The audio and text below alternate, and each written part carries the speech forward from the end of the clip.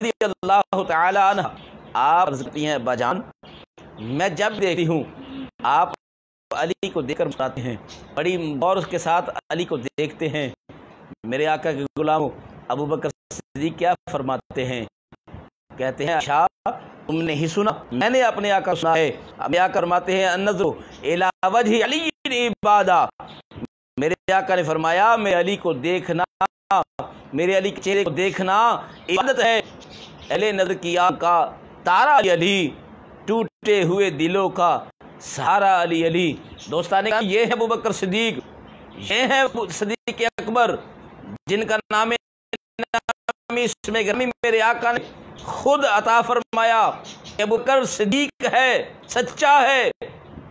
تو جو سچے ہوتے ہیں ان کی محبت بھی سچی ہوتی ہے۔ دوستان محترم حضرت فاروق رضی اللہ تعالیٰ کے بارے میں بھی لوگ بکواس کرتے ہوئے نہیں ٹلتے، نہیں سوچے ہم اس کے لیے بول رہے ہیں۔ میرے آقا کریم صلی اللہ تعالیٰ علیہ وآلہ وسلم حضرت عمر فاروق رضی اللہ تعالیٰ عنہ کے بارے میں فرماتے ہیں لا نبی بعدی، فرمایا میرے بعد کوئی نبی نہیں آئے گا، انا ختم النبیین لا نبی بعدی، مجھ سے نبوت ختم ہو چکی ہے، میرے بعد کوئی نبی نہیں آئے گا۔ اگر کوئی نبی آتا تو وہ عمر فاروق ہوتا، کیونکہ عمر فاروق میں خصلتیں ایسی ہیں، عمر فاروق میں خوبیاں ایسی ہیں، لیکن فرمایا بعد نبی نہیں ہے۔ اگر کوئی ہوتا تو میں کہتا ہوتا۔ دوستان محرم عمر فاروق رضی اللہ عنہ کے بارے میں میرے آقا نے فرمایا اس میں خصلتیں پائی جاتی ہیں۔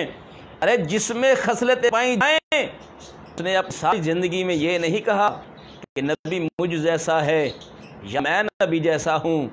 آج کا یہ ملا جس کی شکل انسان سے ملنا مشکل ہے وہ کہہ رہا ہے میں نبی جیسا ہوں، نبی ہمارے جیسے ہیں، معاذ اللہ ثم معاذ اللہ، شرم آنی چاہیے یہ سوچتے ہوئے بھی کہ جس کے بارے میں فرمایا اس میں نبی والی خصلت ہے، وہ بھی نہیں کہہ رہے کہ نبی مجھ جیسے ہیں یا میں نبی جیسا ہوں، بلکہ وہ بھی فرماتے ہیں سب سے اعلیٰ والا ہمارا نبی، سب سے بالا و بالا ہمارا نبی۔ میرے آقا کی بارگاہ میں سارے صحابہ اس طرح بیٹھتے ہیں جس طرح شمع کے ارد گرد پروانے بیٹھتے ہیں۔ آئیے حضرت ابوبکر صدیق رضی اللہ تعالیٰ عنہ کے بارے حضرت عمر فاروق کے بارے میں عرض کرتا ہوں کہ حضرت عمر فاروق رضی اللہ تعالیٰ عنہ نے کسی کو علی کے بارے میں عیب جوئی کر دیکھا، کوئی عیب دیکھ رہا تھا علی المرتضیٰ کرم اللہ وجہہ الکریم کی، تو میرے آقا کے غلاموں حضرت سیدنا عمر فاروق رضی اللہ تعالیٰ عنہ نے کیا کہا؟ افسوس تجھ پر، ویحکا اتعرف علی ھذا ابن عمہ واشار الی قبری صلی اللہ تعالی وسلم واللہ ما ازیت الا ھذا فی قبری۔ میرے آقا کے غلاموں عمر فاروق رضی اللہ تعالی عنہ فرماتے ہیں افسوس تجھ پر، کیا تو حضرت علی المرتضیٰ کرم اللہ وجہ الکریم کو نہیں جانتا کہ یہ ان کے بھائی ہیں، چچا زاد بھائی ہیں؟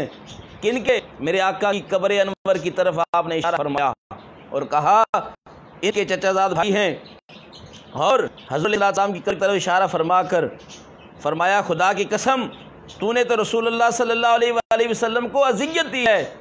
یعنی عمر فاروق فرماتے ہیں جس نے علی کو اذیت دی اس نے نبی کو اذیت دی۔ تو ذرا سوچئے جو علی کو اذیت دے گا کیا وہ جنت کا حقدار ہوگا؟ نہیں، کبھی نہیں ہو سکتا۔ وہ جتنا مرضی قرآن پڑھ لے، جتنی مرضی نمازیں پڑھ لے، جتنے چاہے روزے رکھ لے، پورے سال کے بھی روزے رکھ لے، وہ جنت کا حقدار اس وقت تک نہیں ہو سکتا جب تک علی المرتضیٰ کرم اللہ وجہ الکریم کے ساتھ سچی محبت نہیں رکھتا۔ دوستان محترم عمر فاروق رضی اللہ تعالیٰ عنہ کے بیٹے حسنین کریمین کے ساتھ کھیل رہے تھے تو حضرت امام حسین رضی اللہ تعالیٰ عنہ نے فرمایا او میرے نانے کے غلام کے بیٹے بات سن۔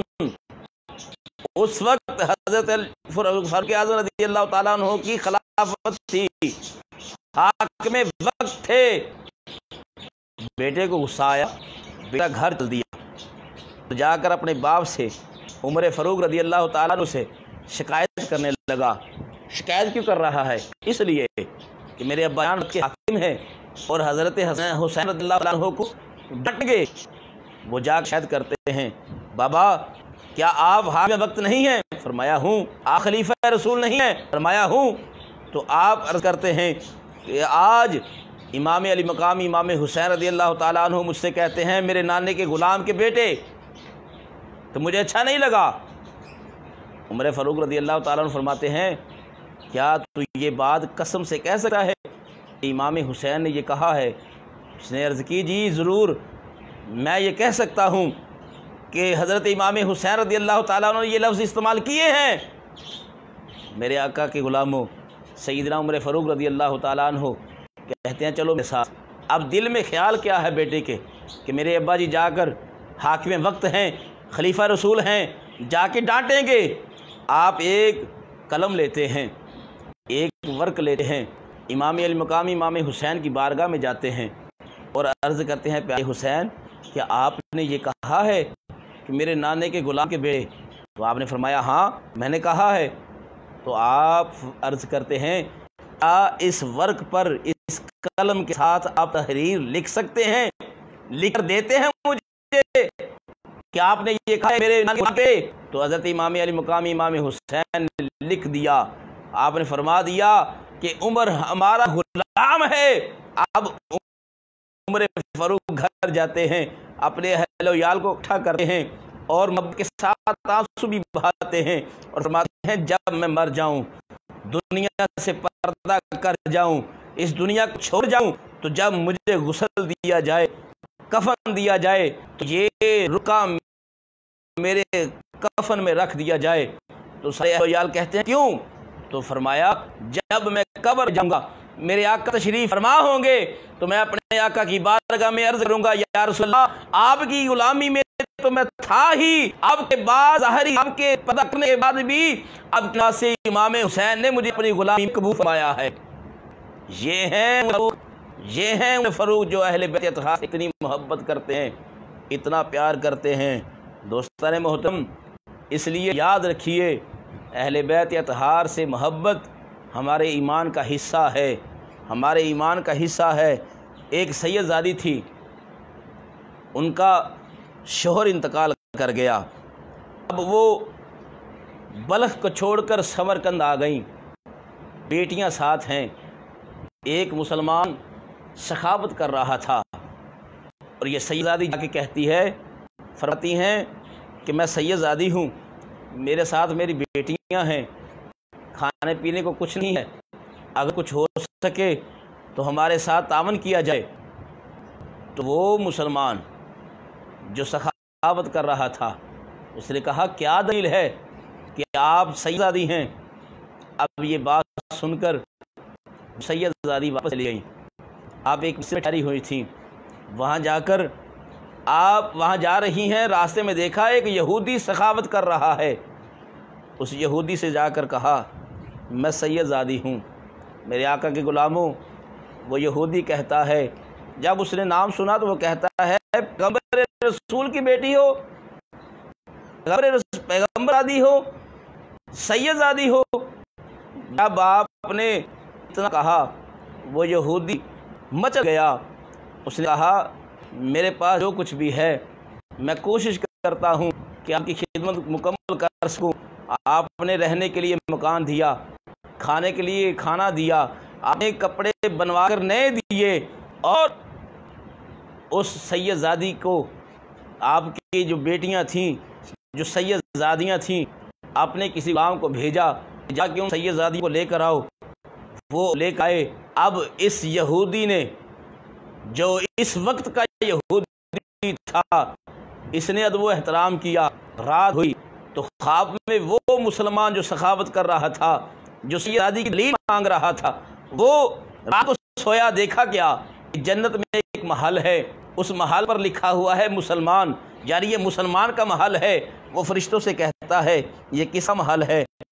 اس نے کہا یہ مسلمان کا محل ہے۔ میرے آقا کریم صلی اللہ علیہ وآلہ وسلم بھی آتے ہیں، میرے آقا فرماتے ہیں یہ مسلمان کا ہے۔ وہ عرض کرتا ہے میں مسلمان ہوں۔ فرمایا کیا دلیل ہے تیرے پاس کہ تو مسلمان ہے؟ یاد ہے تو نے یہی سوال میری بیٹی کے ساتھ کیا تھا، یہی سوال میں سید زادی کے ساتھ کیا تھا۔ حضرات جب اس نے سنا، یہ معاملہ دیکھا، بیدار ہوا، ڈھونڈنے لگا اور اس یہود کے پاس پہنچا، دروازہ کھٹکھٹایا، وہ باہر آیا، کہنے لگا کہ تو یہودی ہے، اس لیے ان سید زادیوں پر میرا حق زیادہ ہے، اس لیے یہ مجھے دے دیں، اس کے عوض جتنا مال چاہیے میں دیتا ہوں۔ اب اس کی بات سنیے، اس نے کہا آج سے پہلے میں یہودی تھا، لیکن آج رات جو جنت میں محل میرا تم نے دیکھا ہے وہی محل مجھے آمنہ کے لال نے عطا فرمایا ہے، اور مجھے ایمان کی دولت نصیب ہوئی ہے، اور میں آقا کریم صلی اللہ تعالیٰ علیہ وآلہ وسلم کا کلمہ پڑھ چکا ہوں، میں سیدوں کا غلام ہو چکا ہوں۔ دوستان محترم دیکھیے، ایک مسلمان ہو کر سید کا جناب والا دلیل مانگتا ہے سید ہونے کا، اور ایک یہودی صرف سید نام سن کر ہی اس کی خدمت کرنا شروع کر دیتے ہیں۔ پیر سید جماعت علی شاہ صاحب رحمۃ اللہ علیہ، علی پور سید شریف کا بادشاہ، علی پور شریف میں رہنے والا، اس کے بعد ان کے پاس ایک بندہ آیا، اس نے باہر کہا کہ سنا ہے کہ یہ سید زادے پہچان لیتے ہیں، جو کوئی آتا ہے اس کی بات خود ہی کر دیتے ہیں، آج پتہ چلے گا۔ وہ جا کر کہنے لگا میں سید زادہ ہوں۔ تو حضرت پیر سید جماعت علی شاہ صاحب رحمۃ اللہ علیہ نے بڑی خدمت کی، حالانکہ وہ سید نہیں تھا، اس نے جھوٹ بولا تھا۔ اب اس کے دل میں کیا ہے؟ دل میں یہ بات آ رہی ہے کہ یہ سید بنا پھرتا ہے، ولی بنا پھرتا ہے، اور یہ کہتا پھرتا ہے میں ولی ہوں، کہتا پھرتا میں سید زادہ ہوں۔ آج میں آیا ہوں اس یہی پتہ چلا۔ آپ نے بڑی جب خدمت کر کے وہ واپس جانے لگا نا، تو میرے آقا حضرت پیر سید جماعت علی شاہ صاحب رحمۃ اللہ علیہ، جن کے قدموں کی ہم خاک ہیں، جن کے در کے ہم ساگ ہیں، وہ کیا فرماتے ہیں دروازے پر آ کر؟ فرماتے ہیں میں جانتا ہوں تو ایک دھوبی کا بیٹا ہے، میں جانتا ہوں تو ایک دھوبی کا بیٹا ہے، لیکن یاد رکھ تو نے کہا میں سید ہوں، میں نے اس سید لفظ کی، وہ جو تو نے لفظ کہا تھا، میں نے اس لفظ کی حیا کی ہے، میں اس لفظ کا حیا کرتا ہوں، اس لفظ کا ادب کرتا ہوں۔ دوستان محترم ایک سید ہو کر سید لفظ کا حیا کرتا ہے تو ہم پر بھی واجب ہے کہ ہم سادات سے پیار کریں، سادات کے ساتھ محبت کریں، اہل بیت اطہار کے ساتھ سچی اور پکی محبت کریں، صحابہ رسول کے ساتھ سچی اور پکی محبت کر رکھیں۔ اللہ رب العالمین ہم سب کو عمل کرنے کی توفیق عطا فرمائے، آمین۔ آخر دعوانا الحمدللہ رب العالمین۔